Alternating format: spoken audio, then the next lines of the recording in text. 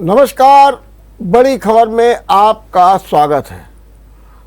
Comedian Raju Srivastava की हालत अभी भी नाजुक बनी हुई है। लोग लगातार प्रार्थना कर रहे हैं। उनके प्रशंसक चिंतित हैं, टेंशन में हैं।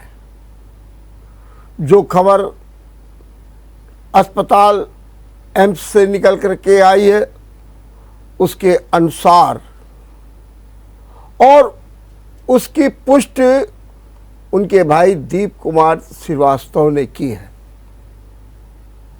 कहा जाता है कि राजू श्रीवास्तव वेंटिलेटर पर हैं। उनके एक भाग में 100% ब्लॉकेज है। वो बेहोश हैं। डॉक्टरों की एक वरिष्ठ टीम इस बात की लगातार प्रयास कर रही है कि उन्हें होश में लाया जाए। लगातार क्लोज मॉनिटरिंग हो रही है और ये दावा किया जा रहा है कि जल्द राजू श्रीवास्तव स्वस्थ होंगे। उन्हें आईसीयू में रखा गया है और वेंटिलेटर का सपोर्ट दिया गया है। सबकी यही प्रार्थना है, उनके प्रशंसकों की, कि जल्द से जल्द राजू श्रीवास्तव स्वस्थ हों। आपको मालूम है कि राजू श्रीवास्तव को कल दिल्ली में जिम के दौरान हार्ट अटैक पड़ा था। वो दिल्ली कुछ नेताओं से मिलने गए थे और उन्हें तत्काल एम्स ले जाया गया, जहां उनका उपचार डॉक्टरों की वरिष्ठ टीम कर रही है। मुख्यमंत्री योगी आदित्यनाथ ने आज राजू श्रीवास्तव के परिजनों, पत्नी से वार्ता की और उन्हें इस बात का विश्वास दिलाया कि हम हर प्रकार की मदद करने के लिए तैयार हैं। यहां तक कि अधिकारियों को निर्देश दे दिए गए हैं कि राजू श्रीवास्तव के इलाज में हर प्रकार की आवश्यक सुविधा मुहैया कराई जाए। मुख्यमंत्री योगी आदित्यनाथ ने परिवार को एक बड़ा भरोसा दिलाया है। आज अपने देश के 14वें उपराष्ट्रपति के रूप में जगदीप धनखड़ ने कार्यभार संभाल लिया। इसके पहले एक भव्य समारोह में राष्ट्रपति द्रौपदी मुर्मू ने उन्हें पद की और गोपनीयता की शपथ ग्रहण कराई। इस समारोह में पूर्व राष्ट्रपति रामनाथ कोविंद, प्रधानमंत्री नरेंद्र मोदी, निवर्तमान उपराष्ट्रपति वेंकैया नायडू और मंत्रिमंडल के सभी मंत्रियों के अलावा उत्तर प्रदेश के मुख्यमंत्री योगी आदित्यनाथ और उत्तराखंड के मुख्यमंत्री पुष्कर धामी विशेष रूप से उपस्थित थे। अब उत्तर प्रदेश में भारतीय जनता पार्टी के अध्यक्ष की घोषणा कभी भी हो सकती है। दिल्ली में सघन विचार विमर्श चल रहा है। मुख्यमंत्री योगी आदित्यनाथ की आज लगभग 1 घंटे तक राष्ट्रीय अध्यक्ष जेपी नड्डा से वार्ता हुई। माना जा रहा है कि प्रदेश अध्यक्ष के नामों की चर्चा के साथ साथ उत्तर प्रदेश के विभिन्न संगठनात्मक और सरकार की गतिविधियों पर भी चर्चा की गई। अब तक जो नाम आ रहे हैं, वैसे तो ये भाजपा है, कोई नया नाम आ सकता है जिसकी आप कल्पना भी नहीं कर सकते, सोच भी नहीं सकते। लेकिन अब तक जो नाम आ रहा है उसमें केंद्रीय मंत्री BL वर्मा, सांसद हरीश द्विवेदी, सुब्रत पाठक और विनोद सोनकर का भी नाम है। और ये सब पैरवी में है। लेकिन कौन होगा? क्योंकि जुलाई से पूरी तरीके से अध्यक्ष पद खाली है। हालांकि अध्यक्ष पद तो तभी खाली हो गया था जब स्वतंत्र देव सिंह मंत्रिमंडल में शामिल हो गए थे। लेकिन जब उन्होंने 3 साल पूरे कर लिए जुलाई में, तो उन्होंने इस्तीफा भी दे दिया। मतलब पूरी तरीके से खाली है। भारतीय जनता पार्टी में लगातार संगठनात्मक कार्य तेजी से चल रहा है। गोटे बिछाई जा रही हैं। जातीय संतुलन, वर्ग संतुलन और साथ में एक नए परिवेश की शुरुआत। कल ही देख, लंबे समय से, मतलब यूं कहिए 2014 से लगातार भाजपा के प्रभारी पद का काम संभाल रहे थे सुनील बंसल। उन्हें कल प्रमोट करके राष्ट्रीय महामंत्री बना दिया गया। 3 राज्यों की जिम्मेदारी दे दी गई, पश्चिम बंगाल, उड़ीसा और तेलंगाना। और उत्तर प्रदेश का प्रभार धर्मपाल जी को दे दिया गया, जिनका यूपी से भी नाता रहा है, कानपुर से भी नाता रहा है, और अभी तक वो झारखंड का काम संभाल रहे थे। तो नए संगठन मंत्री हो गए। अब एक और परिवर्तन कल हुआ। स्वतंत्र देव सिंह ने विधान परिषद के नेता पद से इस्तीफा दे दिया। अब जब इस्तीफा दे दिया तो लोग चौकन्ने हो गए कि मई में नेता बनाए गए विधान परिषद के और अगस्त में इस्तीफा। मतलब क्या है? कुछ लोगों ने इसको कई तौर तरीके से देखा। कुछ लोगों ने कहा कि स्वतंत्र देव सिंह का जो कार्य है वो अप टू मार्क नहीं है। किसी ने उनके बयान को लेकर के चर्चा की। किसी ने ये कहा कि वे अपने ही राज्यमंत्रियों के साथ तालमेल नहीं बैठा पा रहे। और ये भी कहा गया कि पिछले बार भी जब मंत्री रहे थे तो कोई विशेष उल्लेखनीय कार्य नहीं हो पाया था। और अब ये भी कहा जा रहा है कि उन्हें विधान परिषद के नेता पद से इसलिए हटाया गया क्योंकि जातीय संतुलन बनाना था। अगर जातीय संतुलन बनाना था तो पिछड़े वर्ग से स्वतंत्र देव सिंह और पिछड़े ही वर्ग से केशव प्रसाद मौर्य, जिन्हें अब नेता बनाया गया है, जो डिप्टी सीएम है। फिर क्या मतलब? तो कहीं ना कहीं ये भी लगा कि डिप्टी सीएम विधान परिषद में बैठा रहेगा और नेता एक मंत्री होगा। कहीं ना कहीं तो वरिष्ठता का ख्याल रखना ही होगा। और केशव प्रसाद मौर्य प्रदेश के अध्यक्ष स्वतंत्र देव सिंह के पहले रह भी चुके हैं। तो कहीं ना कहीं ये एक खटपट चल रही थी और इस खटपट को दूर करने के लिए एक नई स्क्रिप्ट लिखी गई और स्वतंत्र देव सिंह से इस्तीफा ले लिया गया और केशव प्रसाद मौर्य को नेता बना दिया गया। अब सिर्फ एक ही बात नजर आ रही है, बात ये नजर आ रही है कि अध्यक्ष कौन बनेगा।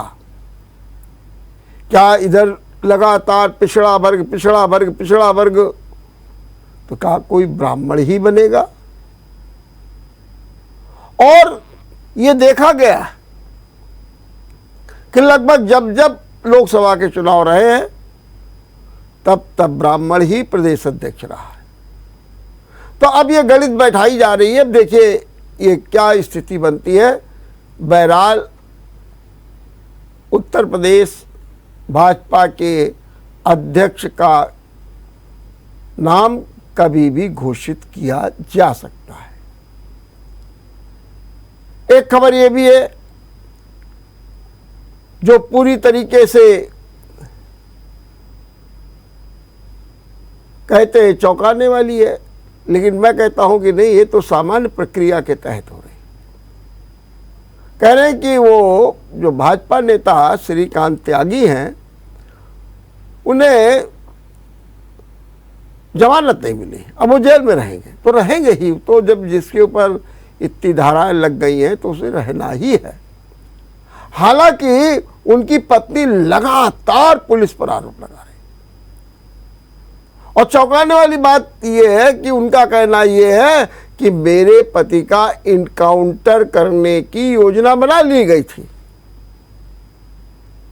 सवाल ये उठता है कि क्या वास्तव में उनके इनकाउंटर की योजना बनाई गई थी क्या? लेकिन ऐसा प्रतीत नहीं होता है। इस समय संत समाज में एक नई चर्चा शुरू हो गई। महंत नरेंद्र गिरी की आत्महत्या मामले में जो केस दायर हुआ था, जिसमें उनके पूर्व शिष्य आनंद गिरी जेल में हैं, अब उस केस से एफआईआर को ही वापस लेने के लिए पेशकश शुरू कर दी गई है।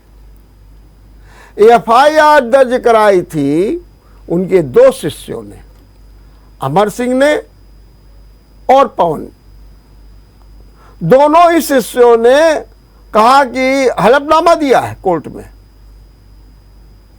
कि भाई मैं अपनी एफआईआर वापस लेता हूं, मैं किसी को बेवजह परेशान नहीं करना चाहता हूं, मैं नहीं चाहता हूं कि किसी को बेवजह पुलिस परेशान करे या कोर्ट में उसके साथ हो। उन्होंने कहा जो मैंने एफआईआर की थी उसमें किसी का नाम नहीं दिया था, मैंने किसी पर शक नहीं जताया था, मैंने तो जो घटना हुई थी पुलिस को सूचना दी थी और उसकी ही सूचना पर जो है एफआईआर लिख करके दे दी थी, लेकिन मैंने नाम नहीं दिया था, किसी पर शक नहीं जताया था। लेकिन अब जो स्थितियां बन रही हैं उसके अनुसार जो आरोपी आनंद गिरी है, जिन पर गंभीर आरोप थे नरेंद्र गिरी के साथ अभद्रता के, परेशान करने के, ब्लैकमेल करने के, वो आरोपी को बड़ी राहत मिल गई है। और इस राहत से संत समाज सोच रहा कि आखिर ऐसा क्या हो गया कि उनके शिष्यों ने ही एफआईआर लेने की बात कर दी, बल्कि ये कह दिया कि मैं नहीं चाहता हूं किसी को बेवजह परेशान किया जाए। मैंने कहीं क्या कुछ हो गया है, क्या कोई अंदरूनी मामला है? संत समाज में नरेंद्र गिरी का बड़ा सम्मान और श्रद्धा और विश्वास था, और जब ये मामला आया है तो लोग निश्चित रूप से चौंकन्ने हैं, चर्चा कर रहे हैं। लेकिन आज नहीं तो कल इसका भी खुलासा होगा। हम लेते हैं यहाँ पर एक छोटा सा ब्रेक। ब्रेक के बाद आपका एक बार फिर स्वागत है। कोरोना ने एक नई टेंशन पैदा कर दी है। दिल्ली में 10 दिनों के अंदर तिगुनी मौत हुई है। महाराष्ट्र में तेजी के साथ बढ़ रहा है। दिल्ली सरकार अब एक्शन में आ गई है और दिल्ली सरकार ने कहा कि सार्वजनिक स्थान पर मास्क न लगाने वालों पर 500 रुपया जुर्माना होगा। जो ये खबर सुन रहे हैं उनसे आग्रह है कि कृपया कर कोरोना का प्रोटोकॉल अपनाएं, जरूरत है। एक और खबर है, अमृत महोत्सव में घर घर तिरंगा अभियान के तहत सरकार, प्रशासन, शासन सभी सतर्क है। खुफिया तंत्र भी सतर्क है, क्योंकि लोग इसका फायदा उठा सकते हैं। राजनीतिक तौर पर बयानबाजी भी हो रही है, इसलिए तलाशी भी हो रही है। और क्यों ना हो, अगर आजमगढ़ में कोई आतंकी पकड़ा जाता है और उसके सूत्र और उसकी घेराबंदी दिखती है तो अचंभा होता है। बटाला हाउस में जब छापेमारी होती है तो लोग सकते में आते हैं। और वहीं आज कश्मीर में उरी की तर्ज पर राजौरी में आर्मी कैंप पर हमला किया गया और इसका मुकाबला किया गया। और इस मुकाबले में 2 आतंकी मारे गए, लेकिन दुखद ये है कि हमारे 3 जवान भी शहीद हो गए। अलर्ट रहना बहुत जरूरी है। अगर हम अलर्ट नहीं रहेंगे तो फिर कोई ना कोई अराजक तत्व, अवांछनीय तत्व, शरारती तत्व, आतंकी तत्व विघ्न बाधा डालेंगे। और ये तो कहिए हमारे खुफिया तंत्र, पुलिस बल और अर्धसैनिक बल सबकी सतर्कता है कि हम ऐसे मंसूबों को कामयाब नहीं होने दे रहे और न देंगे। लेकिन हमारी और आपकी भी ज़रूरत है कि हम भी सतर्क रहें और ऐसे लोगों पर निगाहें भी रखें। आज फिरोजाबाद के हाईवे में एक अजीबोगरीब दृश्य हो गया।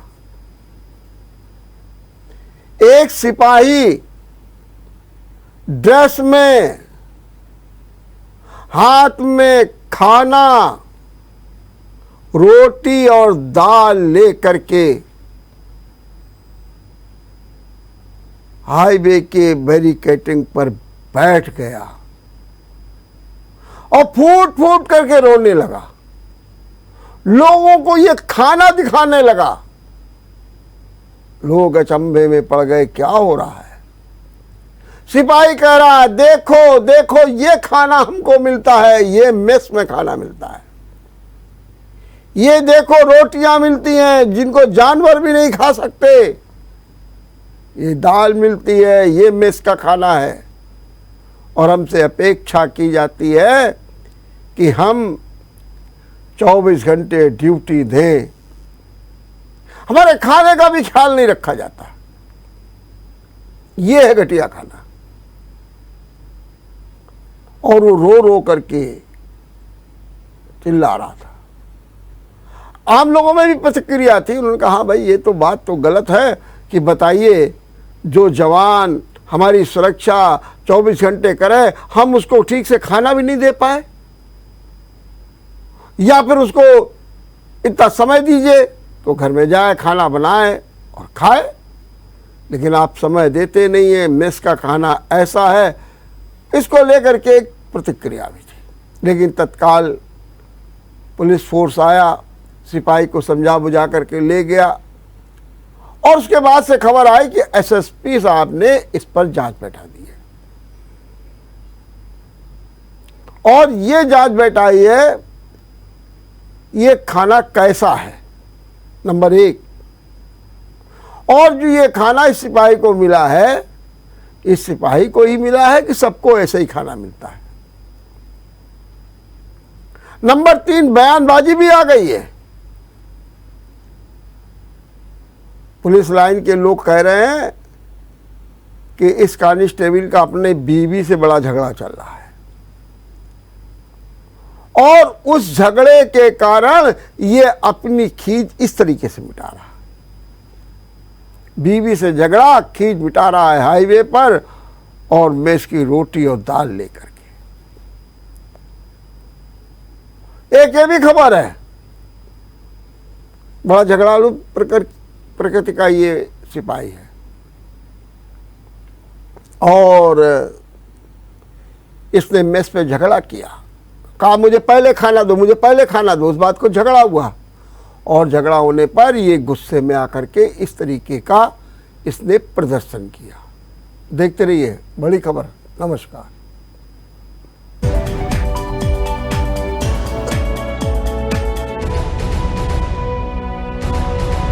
अगर आपको हमारा वीडियो पसंद आया हो तो हमें लाइक करें, सब्सक्राइब करें और ज्यादा से ज्यादा शेयर करें और हाँ, बेल आइकॉन दबाना ना भूलें ताकि हर खबर का अपडेट आप तक पहुंचे तुरंत। आप हमें इंस्टा, ट्विटर और फेसबुक पर भी फॉलो कर सकते हैं। हमारी आईडी है @JMT News Flash।